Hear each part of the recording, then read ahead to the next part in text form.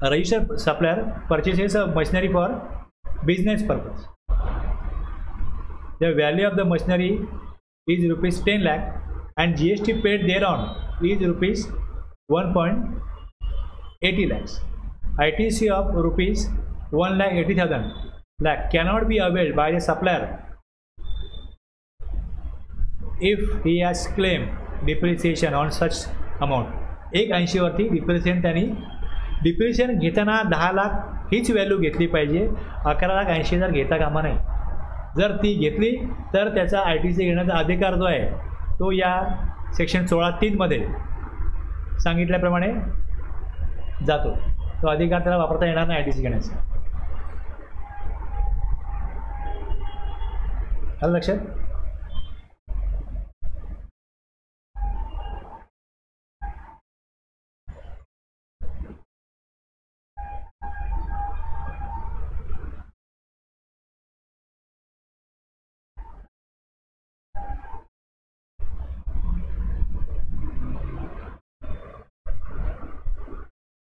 आता कोविडमध्ये काय झालं बघा, मार्चमध्ये आला ना कोविड 2020 मध्ये.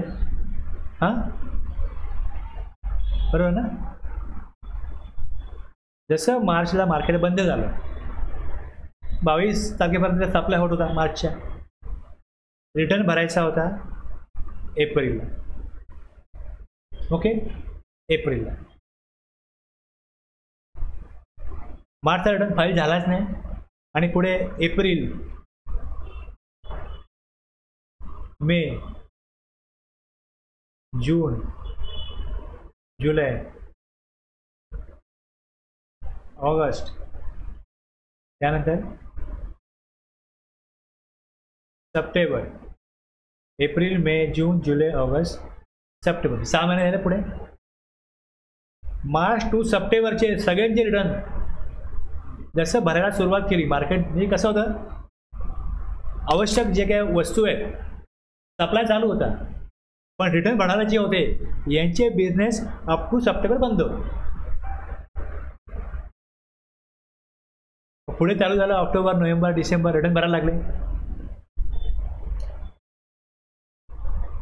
आणि त्यात पण हा रिटर्न जो भरायचा होता मार्चचा, यात ITC क्लेम करायचा होता, जो 19-20चा ITC होता, बरोबर ना. हा ITC, a registered person shall not be entitled to take ITC in respect of invoice किंवा debit note for supply of goods services both after 30th day of November following the end of year.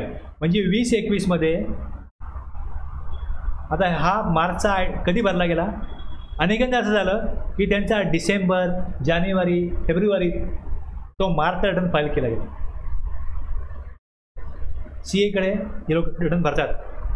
Sufficient staff नव्हता, जो staff होता कोणाकोणाला Covid झाला होता, कोण कोण quarantine होते, कोण भीतीमुळे येतच नव्हते कामावरती, स्टाफच नाही, काम कसं होणार. त्यांनी ऑफिसच्या लोकांना बोलवलं, बच्चाला आता आपल्याला आपण काम करू शकतो, आपल्याला काय अटी शर्तीवरती मुभा आहे काम करायची, आपण ऑफिस ओपन करू शकतो. नोव्हेंबर, डिसेंबर, जानेवारी मॅनपॉवरच नव्हती मार्केटमध्ये. अनेकांनी ते करू नव्हतं, सावकाश नाही करायचं, आपल्याला घाई नाही करायची. रिटर्न भरलाच गेला नाही मार्चचा. तर यांना ITC घेता येईल का 30 नोव्हेंबर नंतर? नाही घेता येणार. ITC on invoices pertaining to a financial year or debit note issued in financial year can be availed any time after 30. कधीपर्यंत? 2 ऑप्शन दिले. एक, तुम्ही जी एन्युअल रिटर्न कधी भरला, कधी भरला, 30 नोव्हेंबरच्या अगोदर भरला तर ती डेट काय, 31 डिसेंबर. मग 31 डिसेंबर किंवा 30 November, whichever is earlier. Okay, वर्ष संपलं तर पुढच्या वर्षी अवेल करू शकतो, पण एक डेट काय दिले, 30 नोव्हेंबर किंवा दुसरी GSTR 9ची डेट, तो भरला आहे का? जर नाही भरला 30 नोव्हेंबरच्या आत तर 30 नोव्हेंबर, 30 नोव्हेंबरच्या आत भरला तर ती डेट जी अगोदर आहे ITC घेता येणार नाही. तर 30 नोव्हेंबर झाला, हा मार्चचा ITC का त्यांना नियमानुसार घेता येत नाही. आणि मग त्यांना नोटिसेस गेल्या की हा तुम्हाला ITC रिवर्स करायला लागेल. आता यांचा काय लाखाचा सप्लाय आहे, त्यांचा 40,000 एखादा माझ्याकडे अशी केस आहे 40,000 CGST आहे, 40,000 GST आहे, करा रिवर्स. तेव्हा तो काय करायचं, प्रोव्हिजन आहे.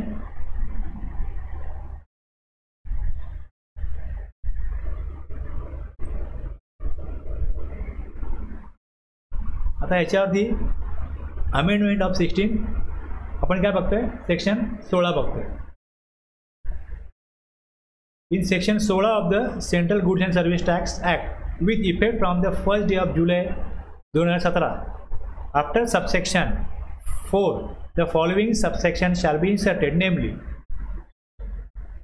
काय सांगताय, हा 5 जो आहे हा कधीपासून लागू होईल, हा लागू होईल 1 जुलै 2017 पासून लागू होईल. म्हणजे ही अमेंडमेंट जी करायची याला म्हणतात रेट्रोस्पेक्टिव्ह अमेंडमेंट. प्रॉस्पेक्टिव्हचा अर्थ काय होतो, आत्तापासून लागू, आणि हे रेट्रोस्पेक्टिव्ह अगोदरपासून लागू. काय म्हणतात यामध्ये, notwithstanding anything contain in subsection 4 मध्ये काही म्हटलेलं असेल तरी पण, in respect of an invoice or debit note for supply of goods or service or both pertaining to the financial year 17-18, 18-19, 19-20, 20-21. Okay, 20-21. The registered person shall be entitled to take ITC in any return under section 39 म्हणजे GST 3B which is filed up to the 30th 2021. Okay, 19-20 ITC कधी घ्यायला पाहिजे होता, 2020च्या 30 November. कधी घेतला, जानेवारी 2021ला घेतला. ते काय म्हणतात, कुठलेही वर्ष असो, 17, 18, 18, 19, 19, 20, 20, 21. माझा कुठला वर्ष होता, कोविड 20ला आला म्हणजे 19-20 होता. कधी घेतला ITC, जानेवारी 2021ला घेतला. जर 30 नोव्हेंबर 2021च्या अगोदर घेतला असेल तर तो रिवर्स करण्याची गरज नाही. 16/4 काही म्हणू, 16/5 हा नवीन इन्सर्ट होणार होता आणि त्यामुळे त्याला जो रिवर्स करायला लागत होता एक्झिस्टिंग प्रोव्हिजनप्रमाणे 17/5 ह्या 16/5 मुळे काय झालं, त्याला रिलीफ मिळाला.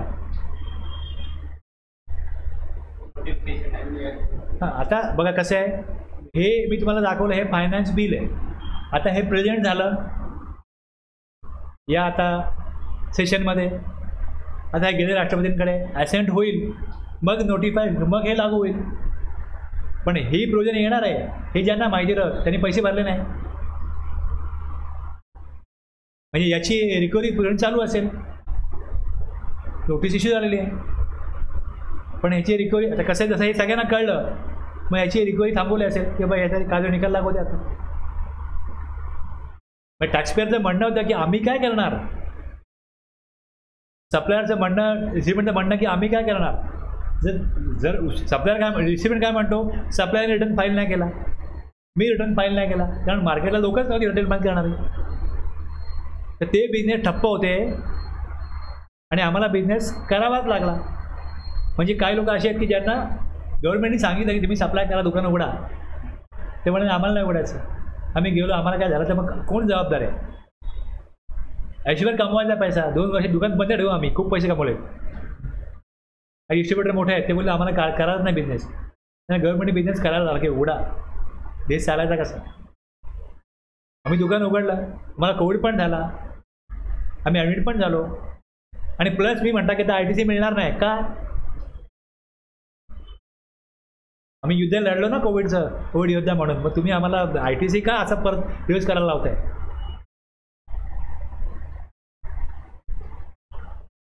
म्हणजे अशा विशिष्ट परिस्थितीमध्ये ही अमेंडमेंट करण्यात आलेली आहे.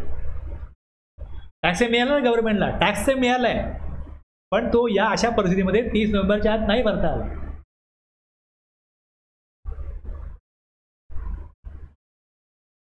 ओके, एक हे केलंय. दुसरं आता हे त्यांना लागू करायचंच आहे ना, नोटिफिकेशन येईल तेव्हा लागू होईल, पण हे करायचंच आहे. तुम्ही टॅक्सपेअरला बोलाल की अजून लागू झालेलं नाही, रिकव्हरी आम्ही तुझ्यावर करणार, असं नाही होणार ना. आता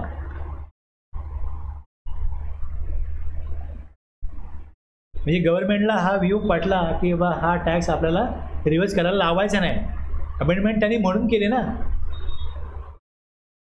मग तुम्ही म्हणाल का असं की ते लागू होईल त्या ठीक आहे, असं तुम्ही रिकव्हरी आम्ही करणार, थांबणार नाही. आत्ता लॉ काय 16/4 लागू आहे, तुम्ही टॅक्स रिव्हर्स केलाच पाहिजे, नोटीस इश्यू केलेली आहे, कारवाई करणार म्हणजे करणारच, असं नाही होणार ना.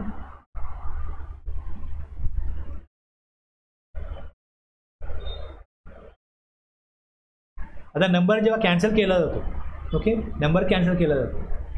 आता फेब्रुवारी आणि मार्चचा रिटर्न मी नाही भरला, इवन पुढे जाऊन एप्रिल, मे, जून, जुलै 6 महिने नाही भरले. ऑगस्ट नंबर कॅन्सल होईल, सस्पेंड होईल पहिले, मग कॅन्सल होईल.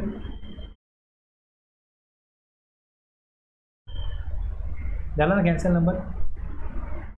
नंबर कॅन्सल झाल्यानंतर किंवा समजा अशी केस आहे की ह्या केसमध्ये काहीतरी असं रिटर्न फाईल केलं नाही, हा विषय नाही आहे, वेगळा काहीतरी विषय आहे, म्हणून नंबर कॅन्सल केला आणि रिटर्न भरतात नाही आले. रिटर्न भरतात नाही. जर का ह्या 30 नोव्हेंबरच्या आतमध्ये जर नंबर कॅन्सल झाला आहे, हे रिटर्न भरल्याशिवाय नंबर रिवोक होणारच नाही, जर रिटर्न नाही भरला म्हणून नंबर जर कॅन्सल झाला असेल तर रिटर्न भरता येतो. नंबर कॅन्सल झाला आहे तरी पण हा भरता येतो. पण जर डिपार्टमेंटनी एनी अदर रिझन जर नंबर कॅन्सल केला आहे तर रिटर्न भरता येतो. लक्षात घ्या. where registration of registered person is cancelled under section 29, बरोबर आहे. पण 29 मध्ये मी बघाल त्यामध्ये वेगवेगळी कारणं आहेत कशा करता नंबर कॅन्सल होईल. आता मी टॅक्सपेअर आहे, मी माझा नंबर कॅन्सल केला, मला बिझनेस करायचाच नाही आहे किंवा लागू होत नाही मला प्रोव्हिजन, तर विषयच वेगळा आहे. पण मला तरतूद लागू आहे, रजिस्टर नंबर मला घ्यायला पाहिजे, तो प्रॉपर ऑब्लिगेशन फॉलो करून रिटर्न भरायला पाहिजे. पण मी रिटर्न फाईल केले नाही, रिटर्न फाईल मला करावेच लागतील तरच माझा नंबर रिवोक होईल. मी ॲप्लिकेशन तेव्हाच करू शकतो जेव्हा मी रिटर्न पहिले भरेन. एनी अदर रिझन जर डिपार्टमेंटने नंबर कॅन्सल केला रिटर्न भरता येत नाही. आणि मग तरतूद अशी आहे की मग ॲप्लिकेशन करेल, काय डिफॉल्ट आहे डिपार्टमेंट त्याला सांगेल, तो त्यात सुधारणा करेल आणि डिपार्टमेंटला ती गोष्ट कन्व्हिन्स झाल्यानंतर मग त्याचं रजिस्ट्रेशन काय होईल, नंबर कॅन्सल केला तर रिवोक होईल. आणि रिवोक झाल्यानंतर 30 दिवसामध्ये त्यांनी सगळे रिटर्न भरले पाहिजे. आता इथे माझ्याकडे फेब्रुवारी मार्च आहे, हे सगळी होईपर्यंत 30 नोव्हेंबर निघून गेला. आता मला हा ITC घेता येईल फेब्रुवारीचा आणि मार्चचा. Where registration of a registered person is cancelled under section 29 and subsequently the cancellation of registration is revoked by any order either under section 30 or pursuant to any order by the appellate authority or appellate tribunal or court where availment of input tax credit in respect of an invoice or debit note was not restricted under subsection 4 on the date of order of cancellation of registration, the said person shall be entitled to take ITC in respect of such invoice or debit note in a return under section 59 filed up to 30th day of November. आलं लक्षात. ही provision जी आहे ती त्या करतात.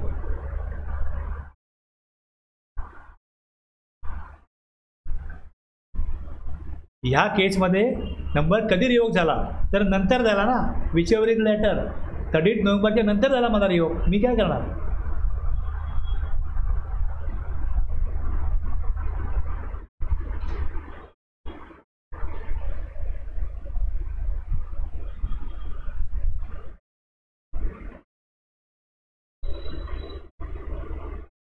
कळलं आता. हे 16/4 आत्ताच आहेत, 5 आणि 6 येतील आणि इफेक्ट बदलेल. मग हा वन टाइमच इफेक्ट आहे. कुठला जो कोविडमधला घेता आला ना, हा वन टाइमच आहे. पण कॅन्सलेशनचा इफेक्ट पुढे पण चालू राहील. जसं गव्हर्नमेंटला कळत जातं की कुठे कुठे आपण तरतुदी केल्यात त्या योग्य आहेत किंवा परिस्थितीनुसार बदलायला पाहिजे, त्यानुसार मग नवीन अमेंडमेंट होणं, बदल होणं हे एक कामाचा भाग आहे.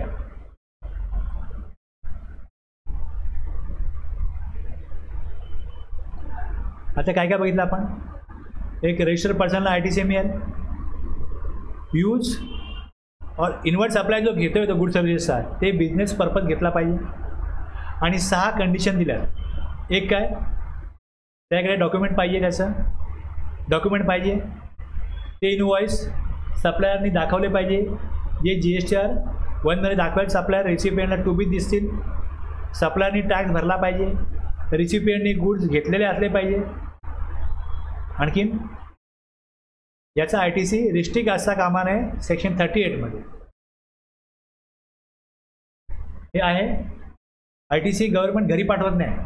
जेव्हा तो 3B भरेल त्यात त्याला रिसीव करायचं. सप्लायर जो टॅक्स भरेल तो सप्लायर आयदर भरो कॅशमध्ये किंवा भरो ITCमध्ये, त्यांनी काही फरक पडत नाही, पण सप्लायरने टॅक्स भरलेला असला पाहिजे. गुड्स रिसीव केलेले असले पाहिजेत. पण इकडे पण बिल टू शिप टू असेल तर मानलं जाईल त्या केसमध्ये की थर्ड पर्सनला गुड्स मिळाले, गुड्स रिसीव झाले. बस एका व्ह्यूमध्ये ही प्रोव्हिजन या प्रकारची आहे. ह्यामध्ये 16(1) आणि 16(2) आले. 16(3) काय? डिप्रिसिएशन. ओके. आणि जे प्रोव्हिजन ती गुड्स लॉटमध्ये आले तर काय, ITC रिव्हर्स करायला लागला तर मग 37 रूल, मग तिथे 30 नोव्हेंबर लागू होणार नाही, रिअवेलमेंट करू शकतो. आणि IT रिव्हर्स करायची प्रोव्हिजन 3 केसला लागू होत नाही. एक रिव्हर्स चार्जला, दुसरं डिस्ट्रिक्ट पर्सनला सप्लाय केला त्यांना, आणि तिसरं काही लायबिलिटी पे केली आहे थर्ड पार्टीला तर तेवढी अमाऊंट सोडून बाकीची अमाऊंट रिव्हर्स करायला लागेल.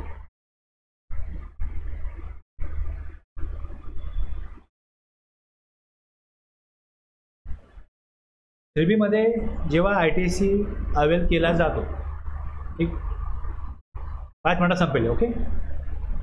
त्यामध्ये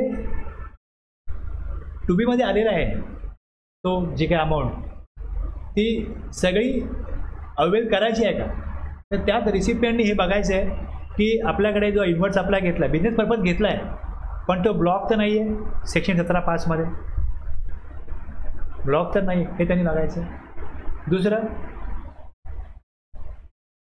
नॉन बिझनेस पर्पज जर घेतला असेल तर तो ITC इलिजिबल नाही आहे, बिझनेस पर्पज असला पाहिजे. आणि एक्झाम सप्लाय करता घेतला असेल तर हा सगळा रिव्हर्स केला पाहिजे.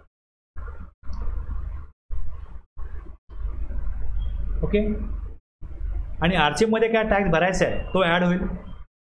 जो रिअवेल अगोदर रिव्हर्स केला होता तो रिअवेल करायचा आहे, तो ॲड होईल. आता कस्टममधला काही सप्लाय पहिले येत नव्हता टू बी, आता येतो. ITC not avail in earlier period but reflected in GSTR 2B of the period. ITC not avail, अगोदर अवेल नव्हता केला. समजा एक कस्टमरला काय आलं तर माझ्याकडे ते बिल नाही आहे, मला माहीत नाही, ते मी तो अवेल नाही केला, की नक्की हा कन्फर्म व्हायला पाहिजे. डॉक्युमेंट नाही आहे, शिपिंग बिल नाही आहे. ITC not avail in earlier period but reflected in GSTR 2B of the period. काय मायनस होईल? ब्लॉक ITC घ्यायचाच नाही, नॉन बिझनेस पर्पज घ्यायचाच नाही, एकदम सप्लायचा ITC घ्यायचाच नाही. म्हणजे टू बी जर मला 1 लाख दिसतो तर मी यातले 10,000 मायनस केले तर 90,000 मी घेऊ शकतो. प्लस RCMमधला घेईन, प्लस अगोदर रिव्हर्स केला तो घेईन.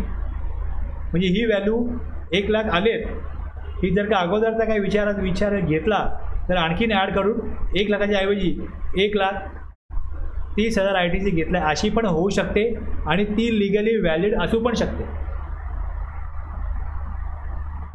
कळलं ना? ऑटो कॉम्प्लेट झालं आहे, तिकडे 1 लाख आलेत, तर आले पण सगळे नाही घ्यायचे, ब्लॉक आय टीचे दिवस करा. ओके, ह्याच्यावरती मी उद्याच्या क्लासला परत सांगेन, कारण उद्या मला 17/5 घ्यायचं. थांबूया इथे.